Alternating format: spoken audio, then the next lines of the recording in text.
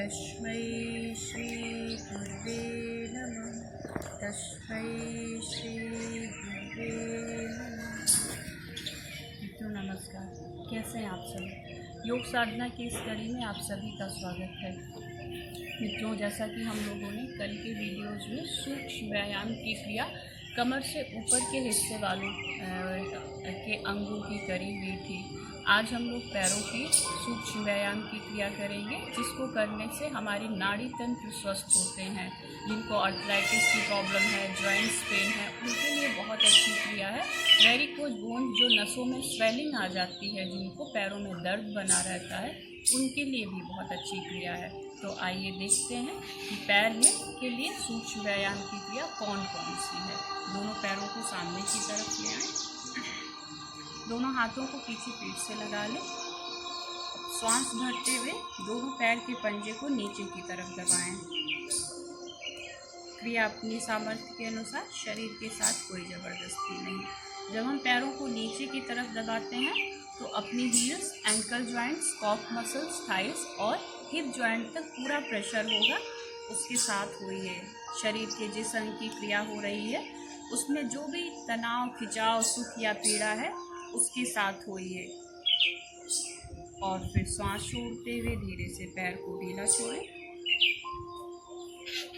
फिर सांस भरते हुए पैर के पंजे को नीचे की तरफ दबाएं।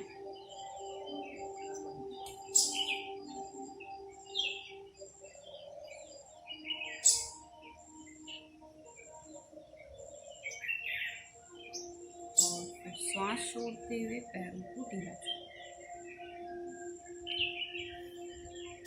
फिर सांस भरें। देखिए, पैर के पंजे को दबाएं। एंकल जॉइंट, कॉफ मसल्स, नेक जॉइंट, थाइज और हिप जॉइंट तक पूरा प्रेशर।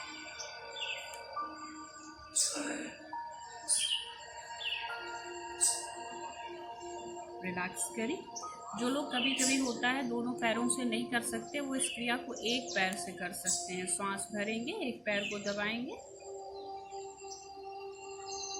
और फिर छोड़ देंगे। सांस भरेंगे, दूसरे पैर से क्रिया को रिपीट करेंगे। रिलैक्स करेंगे। पैरों में थोड़ा सा स्पेस बनाएं। अब एड़ी को सेंटर मान के पैरों को क्लॉकवाइज नॉर्मल ब्रीदिंग के साथ एंटी क्लॉकवाइज रोटेट करना है। 2, 3, 4, 5।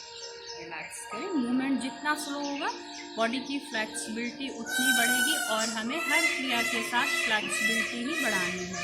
एंटी क्लॉकवाइज देखें। 1, 2, 3, 4,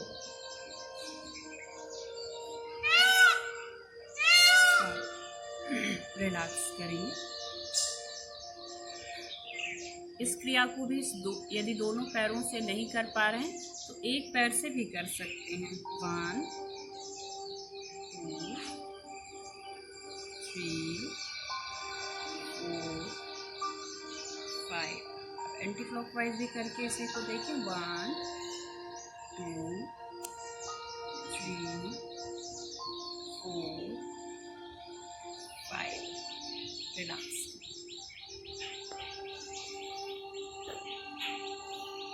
इसी क्रिया को दूसरे पैर से भी करेंगे। और अब अगली क्रिया करेंगे घुटने की। दोनों हाथ की उंगलियां एक दूसरे में मिली हुई, पैरों को घुटने से मोड़ेंगे और दोनों हाथ से अपने घुटने को पकड़े। श्वास छोड़ते हुए घुटने को छाती से लगाना है और कमर और गर्दन बिल्कुल सीधी होगी। श्वास को बाहर छोड़ेंगे और घुटने को छाती से लगा के रखें।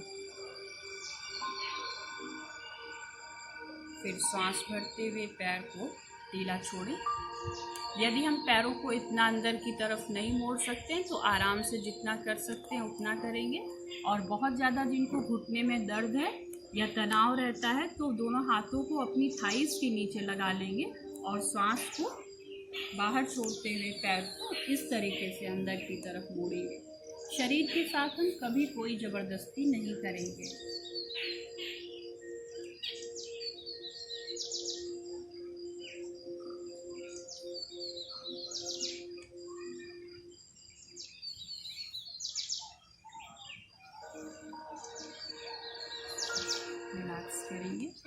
इसी क्रिया को अब दूसरे पैर से रिपीट करें। श्वास को बाहर छोड़ें, घुटने को छाती से,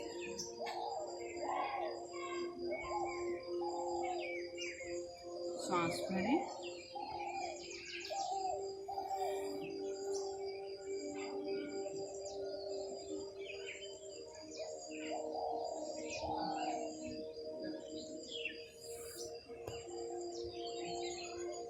इसी क्रिया को दोनों हाथों को थाइस पकड़ें और अपने पैर को अंदर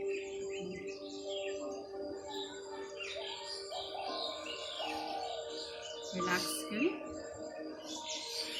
ये हुई हमारी लिग जॉइंट की क्रिया। और अब हिप जॉइंट की क्रिया देखेंगे। पैर को मोड़ करके थाइस पे रख लें,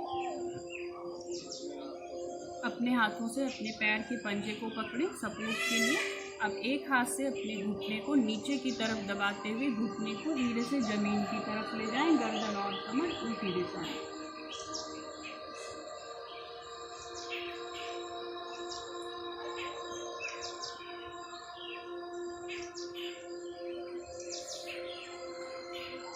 सांस को बाहर छोड़ें, पैर को अंदर की तरफ लें।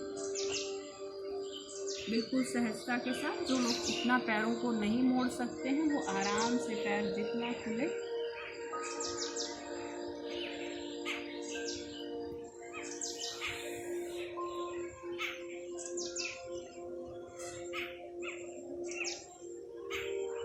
पैरों को जमीन पे भी रख के कर सकते हैं। पैर हमारे थाइस तक नहीं जा पाते हैं तो सांस भरते हुए घुटने को धीरे से नीचे की तरफ दबाएं।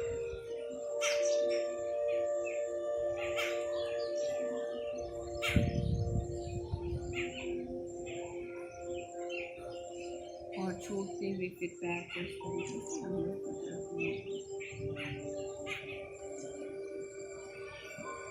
रिलैक्स करें। दूसरे पैर से रिपीट करें। पैर को मोड़ के थाइस पे रखें और सांस भरते हुए घुटने को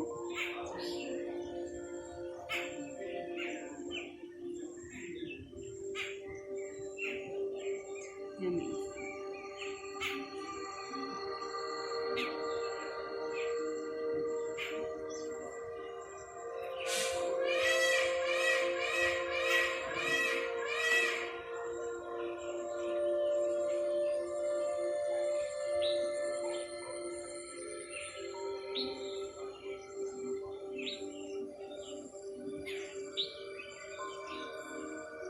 पैरों को एक पूरा नहीं मोड़ पाते हैं तो पैर को नीचे रखें और सांस भरते हुए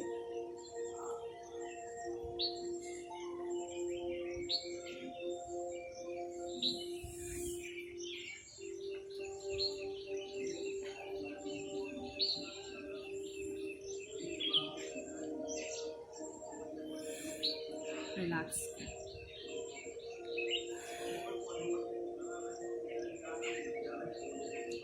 दोनों हाथों को सामने की तरफ ले आए। अब कमर से मोड़ करके हाथ को धीरे से नीचे।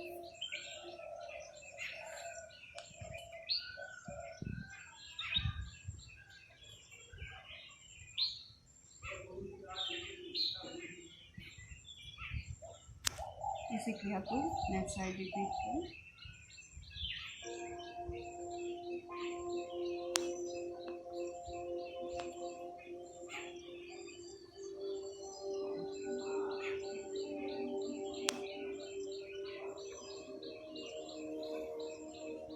रिलैक्स करेंगे।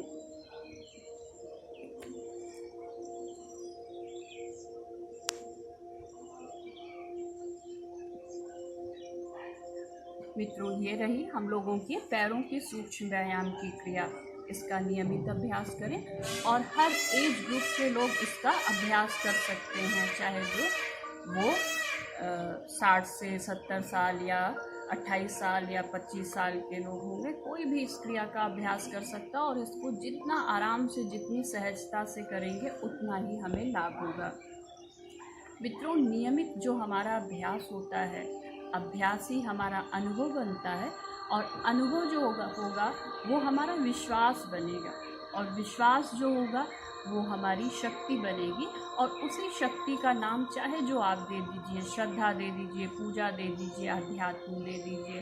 तो हमें इसका नियमित अभ्यास, अगर इसका लाभ लेना है पूरी तरीके से, तो हमें इसका नियमित अभ्यास करना है। और अभ्यास को अनुभव बनाएं। अनुभव से जो शक्ति आएगी वो हमारे जीवन को स्वस्थ और सुखी करेगी। तो आज के लिए इतना ही। आप सभी को मेरा प्रणाम। स्वस्थ रहें, सहयोगी बनें।